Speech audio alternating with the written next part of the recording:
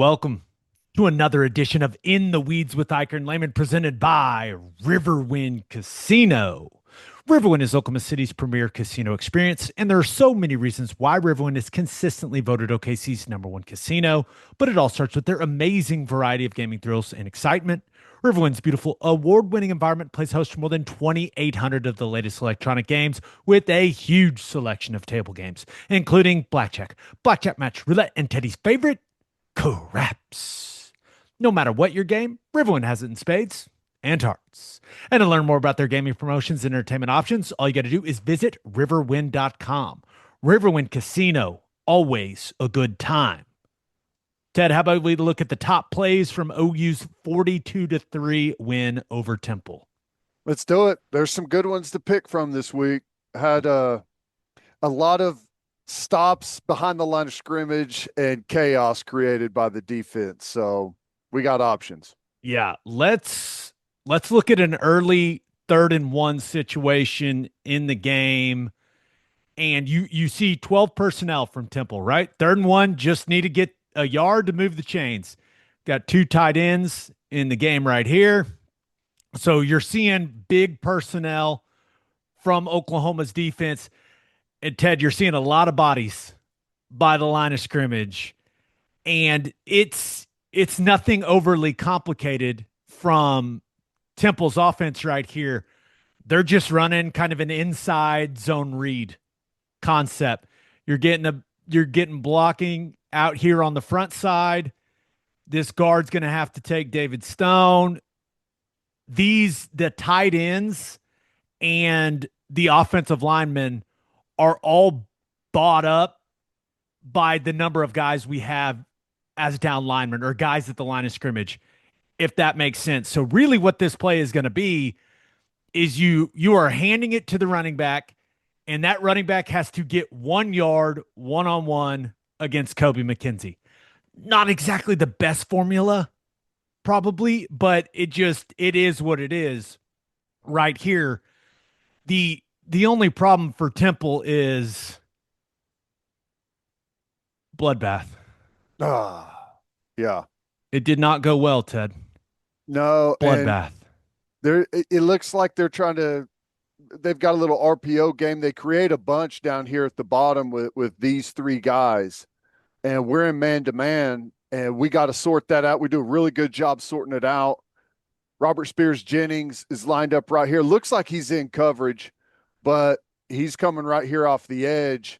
You can see Marvin Jones working here inside to the B gap right there with the tackle, just went into the inside. And whenever, like we've talked about David Stone, and he's starting to work this little hump move where he just clubs that down block, or whenever someone's coming off on him and shucks that guy right to the ground. We've seen a bunch of those just through 3 games right now. And that kind of chews up your whole plan whenever that happens. It happens so fast. Boom. Yep. And he's gone. And That's you're good trying to, stuff, man. I mean, that's tough. yeah, is that Gracen Halton in there? And you're trying to reach him and how quick he is to get up the field off the ball. Just really good stuff from the defensive line right there. And then Kobe, I feel good that he makes this play if he has to. The problem is he never even he's flying downhill and barely ever gets a chunk of the guy. He doesn't. He's trying to get a touch on him, but yes, this defensive line continues to just create havoc at the point of attack, Ted. And just a little coaching point for the center. If you're going out like this, and that guy, you can see Halton is off his body, and you have to know who you're playing against. You can't take a tight, like inside zone angle on a guy like Gracen Halton. You have to make him feel like you are trying to reach him. You have to basically block outside zone here. Like that needs to be your aiming point, and he'll feel threatened, and he can't just blow up the field, if that makes sense. Like you have to make him feel threatened laterally. Mm-hmm. Now it's 3rd-and-1. I understand, like they're running an inside zone concept, and you're not expecting David Stone to displace the right guard the way that he does. But I'm just saying your aiming point, you can't take that tight of an aiming point. Look how far he is behind it. I mean, you have no chance, especially with against a guy with a get off like Halton. He's not setting himself up for success. You got no chance taking that aiming point against a guy like Gracen. Yep. Really good coverage too. Like I mentioned at this sort, think Peyton Bowen right there on That's Peter really good. Clark gets a little piece of him. Kendall Daniels, really good job sifting through the little rub route there, and then Dolby closing down on it. Um, yeah, it's really good stuff. I mean, it's tough. You know, it all starts with that defensive line, though. And if they continue to play like this, the coverage is going to be way better. Tackling back, like it all starts right there. And if your motor's running up front like this, then everything else becomes way easier. I guess you could say Evan Simon could have kept it on the zone read, Mm-hmm. but Robert Spears Jennings is right there in perfect position to go make a tackle for loss on him if that would have been his decision. Yep. Yep. So I mean,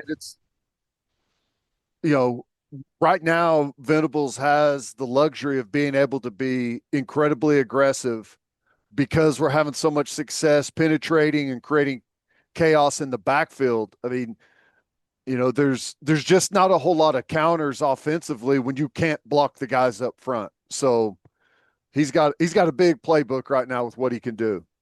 not the position you want to be in No. as an offensive lineman.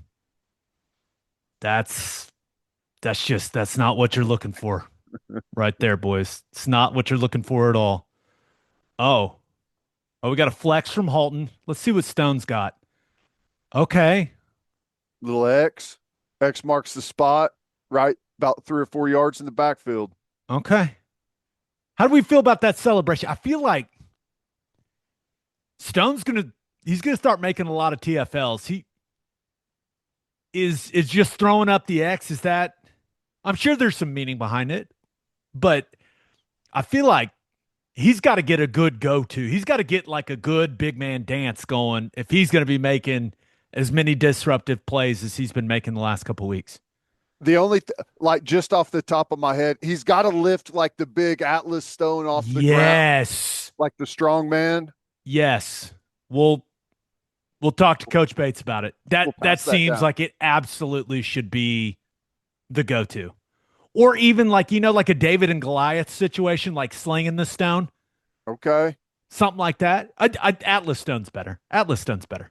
Yeah. We'll early phase here. We'll refine that as we go. Kip decided, yeah, we're throwing up the X. Yep. All right, we're doing it. Sounds good. Moving on to the next play.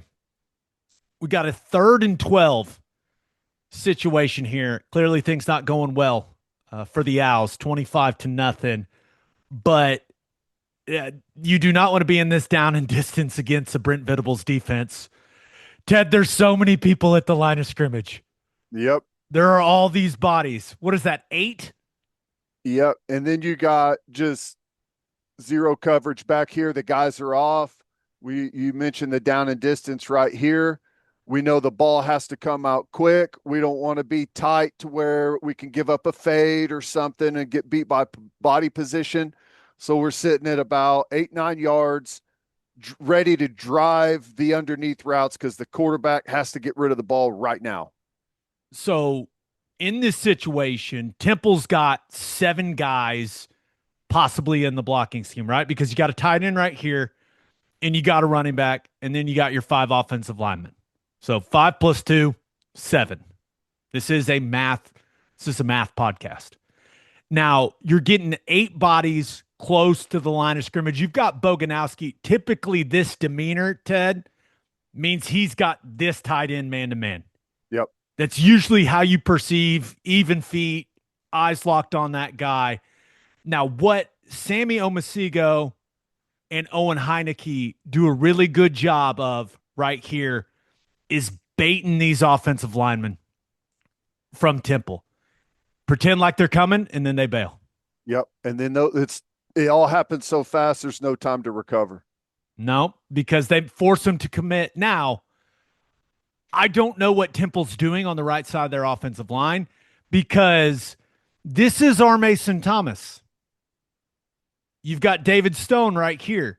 This is Owen Heineke. And why on earth the right tackle wouldn't kick out and block our Mason Thomas, I don't know. He doesn't block anyone. He decides not to block either guy, which is the absolute worst thing you can do. If it were me, my right guard and my right tackle would be blocking David Stone and R. Mason Thomas, and I would leave the linebacker go. That's not what they do. The right tackle decides, you know what? I'm just not going to block either guy, and the running back, good luck. And then, oh no. Kaboom. That hurts. I'm telling you, I said it on the broadcast. Boganowski's tackle to blow up ratio is 1-to-1. If he has a chance to make a tackle on someone, I don't know. Like he tackles like he weighs 250 pounds. It's crazy. Ooh. Just a piece of advice for Evan Simon. You're in 7-man protection. You've got 8 up. It looks like 0. It smells like 0. Get rid of the ball quickly, young man. And I know they dropped both linebackers out, but get rid of that ball. Ted, it seems like Omasigo and Heineke dropping out is what ruins Temple's plan here with leaking this tight end out late. Yeah. Looks like they were trying to get tricky a little bit and have him whiff on purpose on the blitz and try to thinking it was 0. And Venables says, well, yeah, I'm dropping guys out. We got that covered too. I feel like this is, if I remember right, this is the same call or similar to what Kip Lewis got his pick 6 against Auburn on, right? Where he baits him and then bails out. Yeah, because remember, Kip almost fell over backwards because he stumbled. Yep.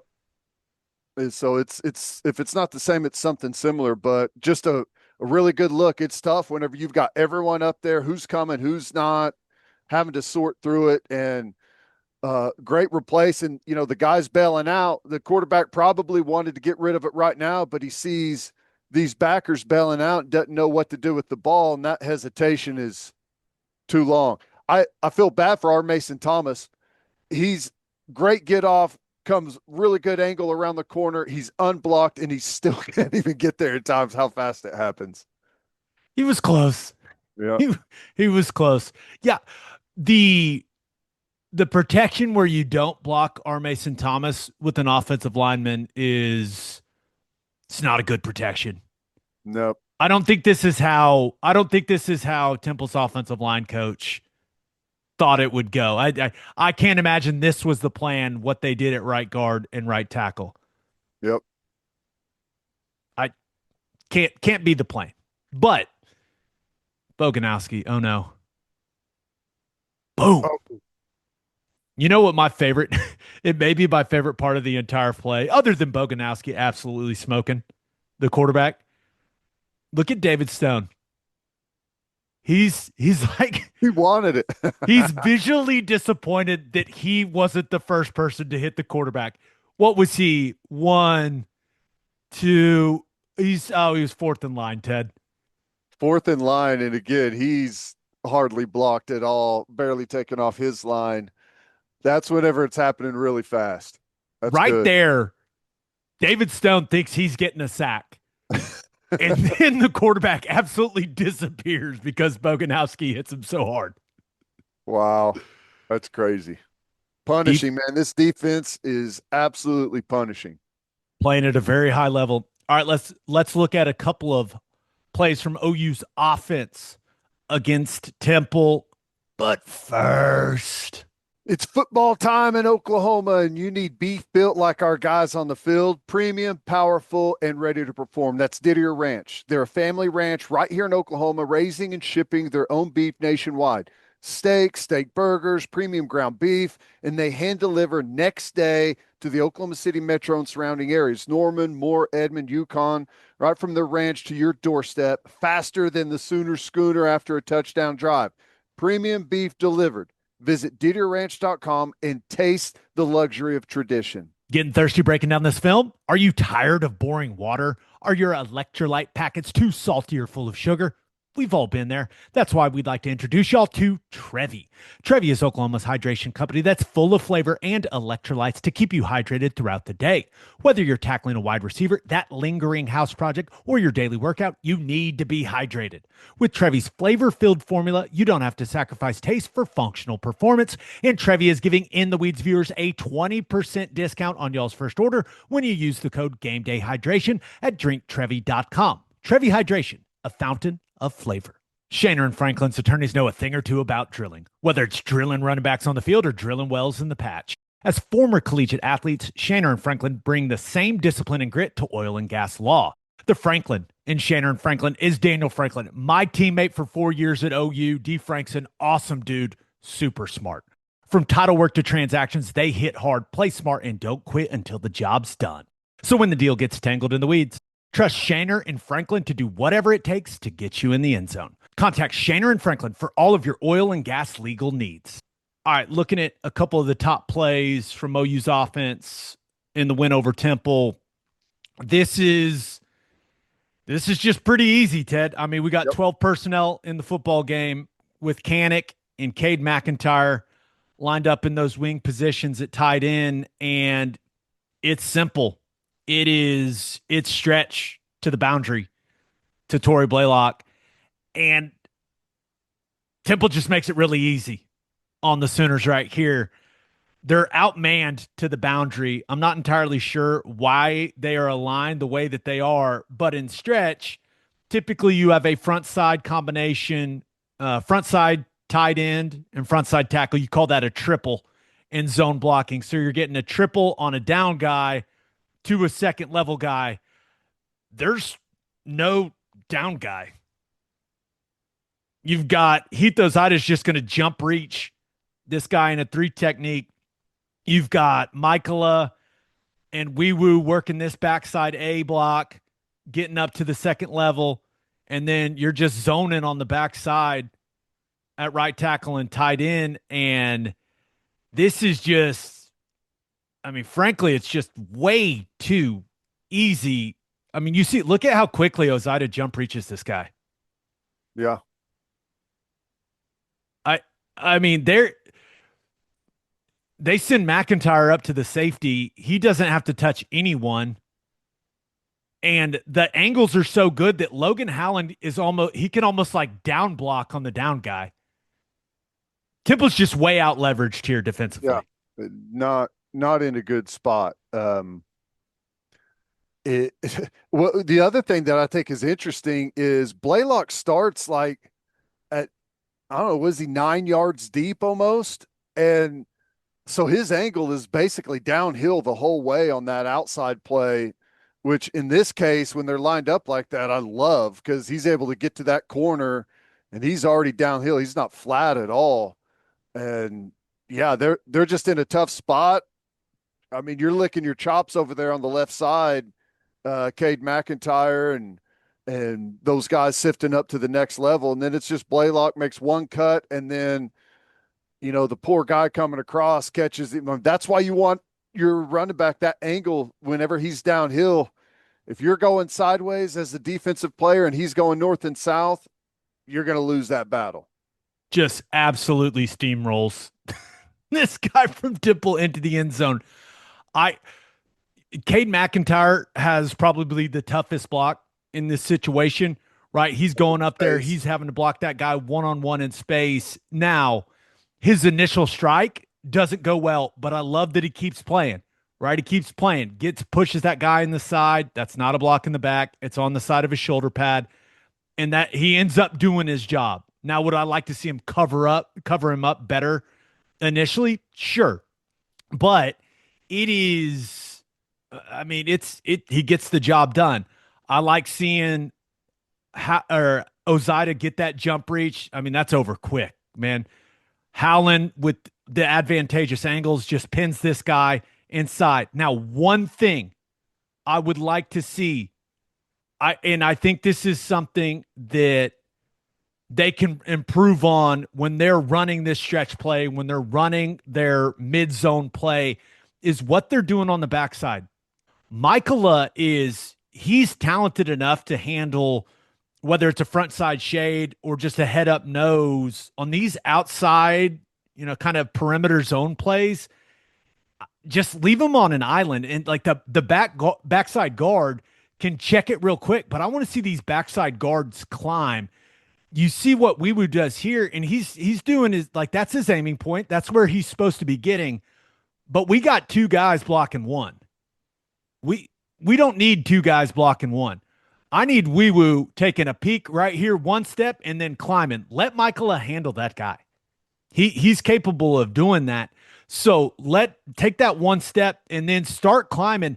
And the guy that makes contact here at the goal line, like Weewu can get a piece, and maybe this guy isn't a factor in the play because 14, the guy that makes the collision with Blaylock at the goal line, is right here. So if Weewu just peeks instead of burying himself, if he just peeks a little bit, just hey, peek and then climb. He can climb and get a piece of 14. He may be able to leverage that block entirely. That is something that I think they can improve on, is not burying that backside guard on the down guy, because I think Jake Michaela can handle that himself. That's something Bill Beanboat, like we did that my senior year. He said, Gabe, you got the nose. I'm going to send these guards up. So, like, I know it's something that Beanbow will implement if he feels the center can do it. So, I think Michael is capable of that on the perimeter zone plays, Ted. No, I think you're right, especially if you get him in this type of look, where you got the numbers and you got the numbers and the angles, honestly, that if you can secure it, just filter up to that next level. I really like, is it Howland at left tackle? Just being able to, he punches, sees that he's got it, goes up and absorbs that backer and then turns him. It's good. I would like to see him dip when he strikes and strike instead of absorb. I mean, I can nitpick everything with offensive line play. For Simmons on the backside, right? His shoulders are too square. His shoulders are too square. You see where his shoulders are, Ted? How they're kind of on this? That's the angle they're on. This is an outside play, man. Those shoulders need to be turned like this. He needs to be running and trying to dig that guy out this way. We're running stretch, man. We're not running any of the zone plays where that everyone's running in college football now, where it's that inside zone and it cuts back all the time. This is stretch. Turn on that angle and run. And you'll either cut him off, or he has to turn and run himself to stay in front, and that's where you get that big cutback window. And some people may say, well, what happens if he turns and runs on this angle and the guy goes behind him?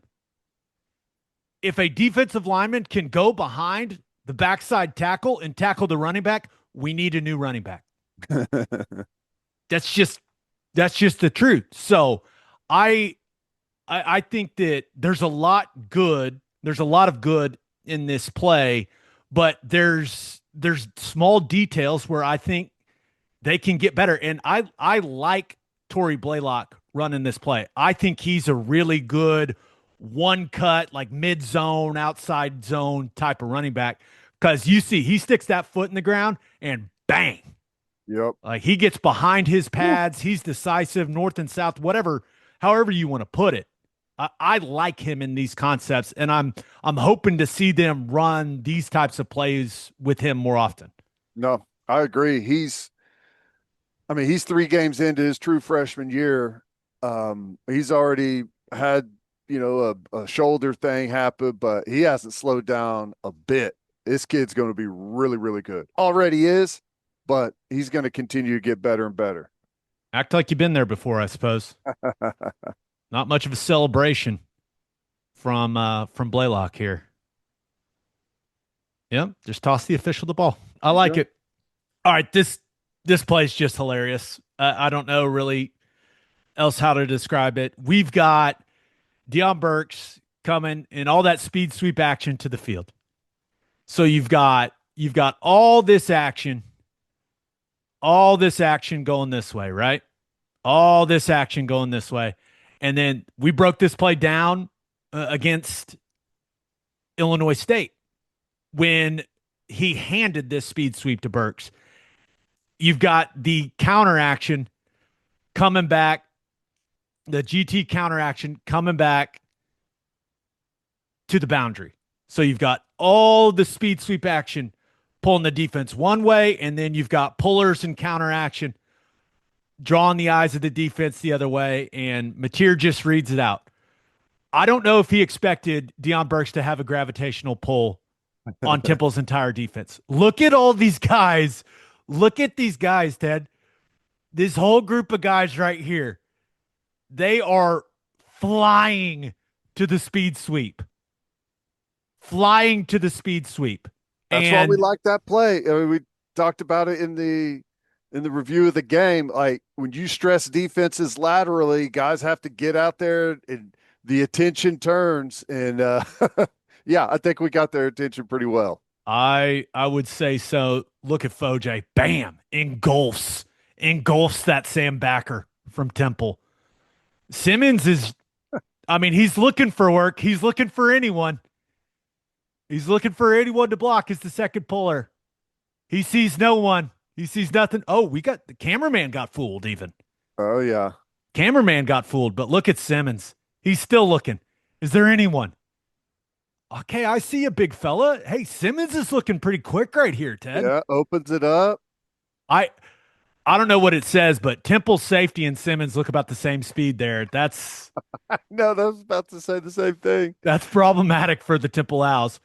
You are our sprint technique. I don't know what advisor. Yeah. What do you think of Mateer? Pretty good. Pretty good lift. Look at that knee lift. I like it. It's right like here. I think he was trying to decide, is he going to high step or? You know what it looks like? Remember Landry Jones's 40 at the combine? Yeah. High knees, high knees, high knees, knee drive, knee drive, knee drive. That's what it looks like. I think he's just cruising. I think he's like, all right, let's take it easy. Got everyone on the sideline pointing. Man. Is this the easiest touchdown John Mateer's ever scored? I think so. There was never, like when you go back and he first breaks through the line, the closest guy to him is the guy right when it comes back right there. That's this guy. And we don't get a tremendous amount of effort from him because that's a corner, I think. And, it's just, he's like, well, I don't want to look bad not being able to chase a quarterback down. So that's how it should look, though. Like whenever you're playing a team that you outmatch, you should be able to break a couple of these. I want to look at the end zone of this real quick because I think I need to ask you an important question. Okay. Yeah, he literally I don't think he walks in, but he trots into the end zone. There's Simmons. He's like, I didn't block anyone, but nice job, John. Oh, Jermichael Carter wants to dance. He's like, let's dance. Let's dance, guys. Come on. Oh, what's that little swim? Little swim action? Little swim move? The breaststroke? I once again, gravitational pull of Deion Burks. Everyone's flying that way. This is my question, Ted. How many yards is Ted Lehman currently getting on this play? Touchdown. That's what I like to hear. Got to be confident. I mean, if Simmons probably could have ran to score a touchdown here, if he had the ball, I feel like I could. That's no shot at Simmons. But you still got some speed to you. I mean, there's nobody even in the frame right now. That's a big hole. I'm confident I'm picking up at least 30. I'm a little worried about the hammies. That's the problem. Now, I could score a touchdown. I'd need a half-hour warm-up before, but, Simmons, where Someone to block, anyone to block, someone to block, anyone to block, someone to block, anyone to block. He looks out there and sees him, peeks to his left and sees he's like, I'm not the idiot running downfield and he's tackled in the backfield, am I?